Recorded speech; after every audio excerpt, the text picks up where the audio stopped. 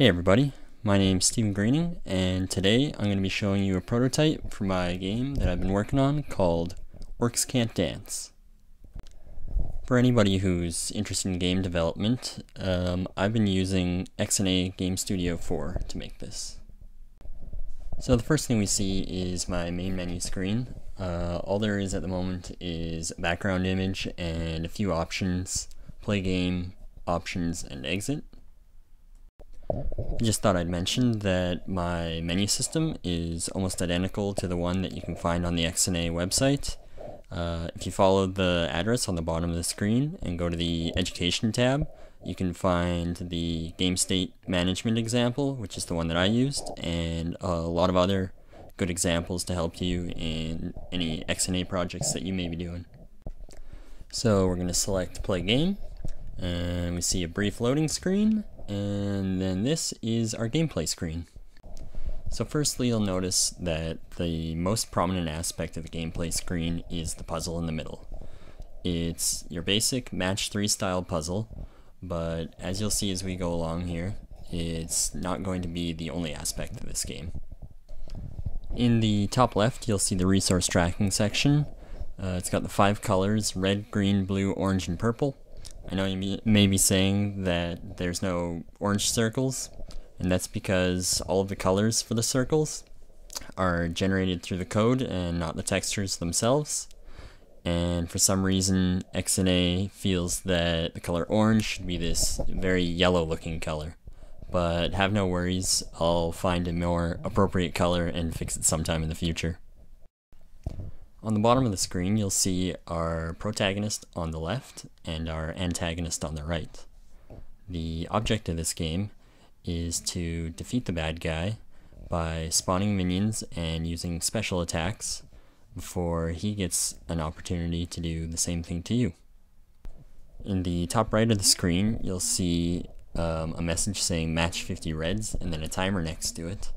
And it is one of 2 types of objectives, a long and a short, that play out during the gameplay.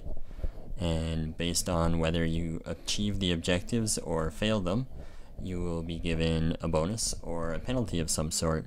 It's still a feature I'm working on, so you won't see any of the benefits or penalties in the gameplay, other than when the long-term objective is failed. But we'll see that in a bit. As gameplay starts, you'll notice the cursor moving around, and it can select 2 adjacent circles and swap them. And that's how you make matches of 3 or more.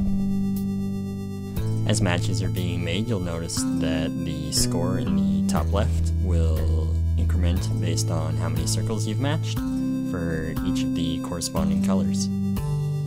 As you stockpile various resources, you'll be able to expend them in a variety of ways, such as spawning minions, which you can see on the bottom of the screen now. These minions come in a few different types at the moment. We have some regular ones that just slowly walk forward and hit the other minions or the enemy bad guy. We have one that does knockback, which you can see right now. There's another one that will knock down enemy minions, and there's a faster version of the normal one. By expending the blue resource, you can see that the protagonist's minions are using a shield, and that is used to block incoming damage and also on-hit effects from the enemy's minions.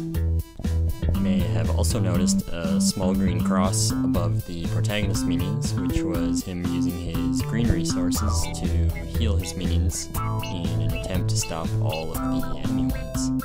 Also, we just saw the protagonist use one of his special abilities, which shot a volley of projectiles to clear out most of the enemy minions that were starting to crowd up in front of him as he was taking a fair bit of damage and is now down to half health. Now that the original objective has expired, the antagonist has turned a lovely shade of red and has now gone into berserk mode, which means he's spawning minions at an accelerated rate, which makes it much more difficult to complete the level. As you can see, our protagonist is slowly being overwhelmed by the swarm of evil minions, and will soon meet his demise. And now that our protagonist has died, the level has reset, and that is the end of the demo. So I hope you enjoyed what you saw. Feel free to comment down below, or I'll leave my email address in the description of the video. Feel free to ask me any questions or leave me comments about the prototype or about game development in general. Thanks for watching.